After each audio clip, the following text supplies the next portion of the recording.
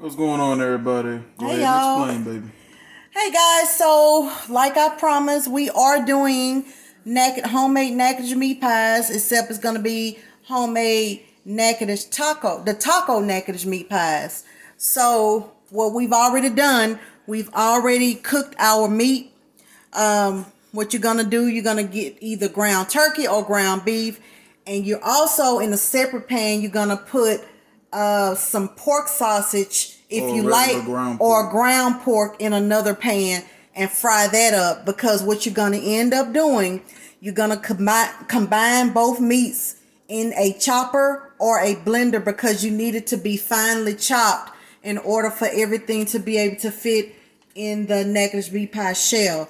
So what we did, we seasoned the meats and everything with our normal seasoning. We also added potpourri to the mix with the seasonings. Potpourri And or poultry I mean, I'm seasoning? so, oh God, I'm thinking about, why did I say potpourri? Thinking about flour. I'm sorry, y'all. Not potpourri, portrait season. Portrait season, the same thing that you use in dressing. Poultry seasoning, this So- right here. We added the portrait seasoning along with the Lawry's black pepper, onion powder, and garlic powder. We also put a pinch of salt. And this time we added a pack of taco seasoning, which I think we've already threw that package away.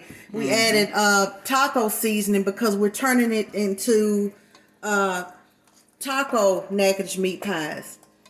So after you cook your meats and grind your meat up in the chopper or blender, you're gonna also saute your onion, green onion, and bell pepper in a half a stick of butter in a separate pan.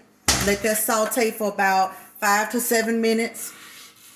Then you're gonna take your meat and pour it back in a boiler or pan for it to finish frying along with the vegetables. You're going to sprinkle a little bit more portrait seasoning and a pinch of salt, and then add the taco seasoning in the meat. So while that's cooking on a low heat, you're going to melt your butter, half a stick of butter in a bowl. That's going to go over, you're going to brush that over your shells. When he start putting the filling in and he close it up, he's going to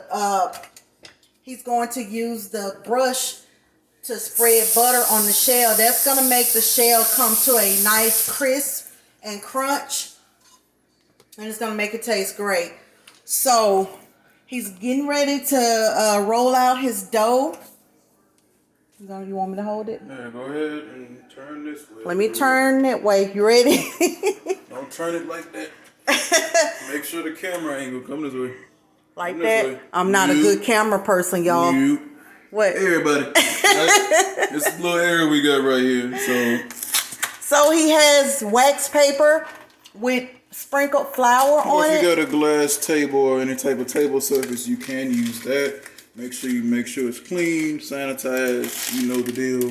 Please. And you can flour and do the same thing. We're just doing it on our wax paper because that's what we have for safe usage. So you can either make your own dough, or you can buy the pie crust dough like we did. You can get the Great Value or Pillsbury or whatever pie crust you want to get. Leave it angled right there. So he's going to get ready to put the dough.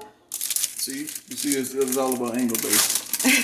He's going to get ready to put the crust on the wax hands paper. Are clean. His hands is clean. They're clean. So what he's going to do when he spread out the crust, he's gonna put he's gonna get a cup, and he's gonna mash the cup down over the dough to make out the shapes of the shells. First, I'm gonna roll it out there. But he have to roll it out first so he can have enough to be able to do that. So he can have Trusted old rolling pin. Yeah, we have a rolling pin. You want to get a rolling pin if you're going to be Hammer the cooking. flour with your left hand. Now, this is wheat flour that I'm always telling you guys about. Whole wheat. It's still by gold medal. It's just whole wheat. Yes. Let me go ahead and zoom in now. Zoom in so they can see it. Whole Okay. wheat. I got a basically dust the outside of this real quick. He's adding flour on top of the rolling pin to help it not stick to the dough. I know this looks wrong, but no. That's all you pretty much do. You make sure it's thin enough, but not too thin. You want to roll out your pie dough. I know you can barely see because I got to do it. You got to roll it out to where you want it wide enough, at least to a point where you can make the Natchitoches shells. Right. So, and I'm going to get him a fork so he can have that already out, because he's going to use the fork to press close the shells when he get ready to fold it over.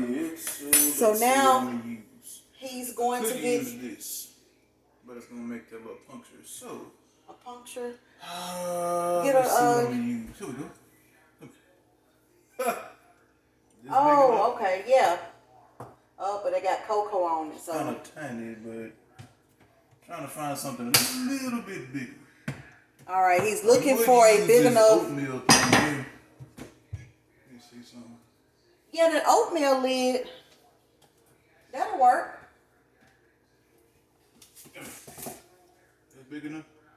That's about the same size of a cup. Slightly bigger. Okay, y'all, stand by. He's trying to decide which lid or cup he's going to use to make the round shape of the shells. Gonna use this little lid. It's roughly about 3.5, close to 4 as possible. You just do this here. And it's clean. And you just do this. You press all around. Make sure that it's been pressed into the dough. You pop back and voila, you got yourself a Natchitoches meat pie shell. You do this until you're able to use up most or all of your dough. So, just like that. Yeah, so you just basically just press like he said until you use up all the dough. So any unused dough, you definitely gonna use it. So yeah, so the unused dough, he's gonna ball up and roll out again. Yeah, ball it up and roll it out again for further use. See if I can get one more out of this corner, and I can. I'm terrible holding the camera, y'all. I'm sorry. So, you see how he pulled it out? I was trying to angle it, babe, so they can see.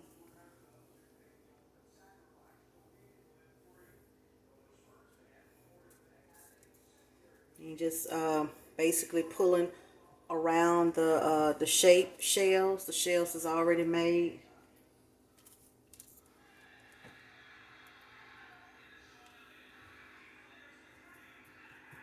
Shell number 3.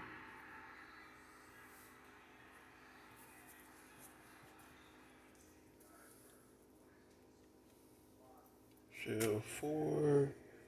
And shell 5. So this is all the excess here. Okay, yeah, just that's the excess.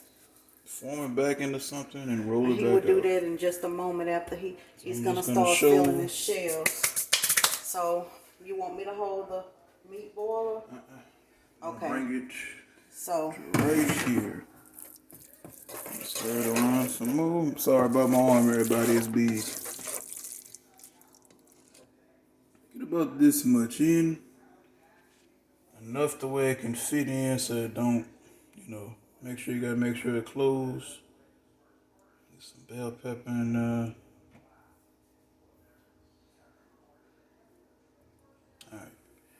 Alright, here we go. Alright, so I'm going to slide the butter in the brush and I'm going to give it to you.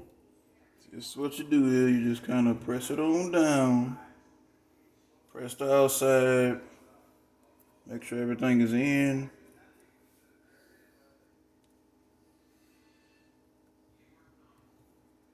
Alright. Get your trusty little fork here. And you do this. 1, 2, 3, 4,